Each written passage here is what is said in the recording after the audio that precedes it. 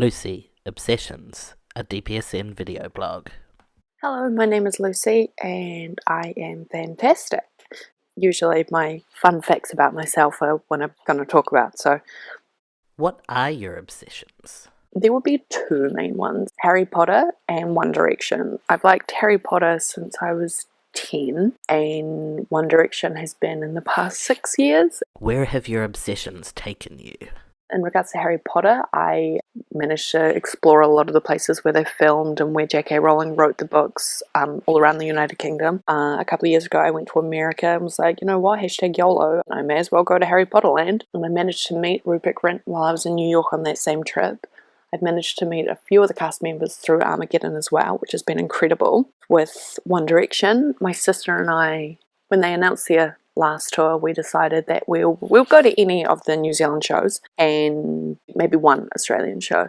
They didn't do any New Zealand shows, so we're like, okay, fine, we'll go to Sydney. And they were like, oh, well, if we're in Sydney, we may as well go to Melbourne. And there was a Brisbane show in between, so we went to that as well. And then the shows were around my birthday, so my sister was booking her half.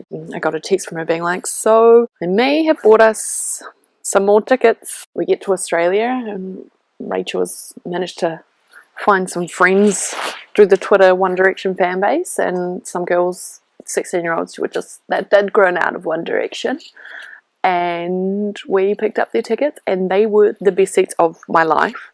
They've ended up talking about us because we may have had an incredibly filthy sign. So we went to 5 of their shows around Australia, which was amazing. What are the drawbacks? The drawbacks are the preconceived ideas that people have about you.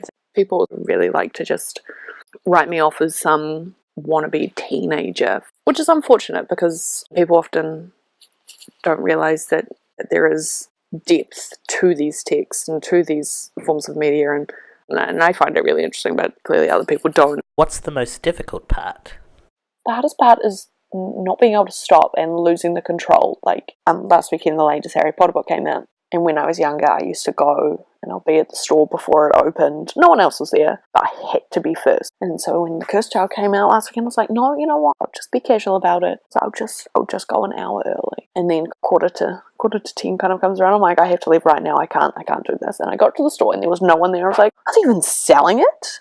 And that happens quite a lot, like that inability to just be like, it's okay, you don't have to do this right this very second. But you get so transfixed on this idea, on this need to know everything, to be the first one to know all about it. Sometimes you just need a bit of help to have to be like, no, that's excessive. Don't spend that much money on another set of books that you already have. Don't go and do this just because you think you need to self-validate. So you still can be a huge fan without spending a butt ton of money or spending a butt ton of time on something. What are the best parts? The conversations you can have with people who also like the same things, and that community, and also just having that form of escape. I use Harry Potter a lot when I'm having really shit time, and it's that second home where the reality is not your own. You can just involve yourself in the dramatics of poor wee whiny Harry, and both times actually, no, Harry Styles isn't that whiny. And I think when you've got something that you know is reliable and you know that can pull you out of a bad mood, why not keep going back to that one place?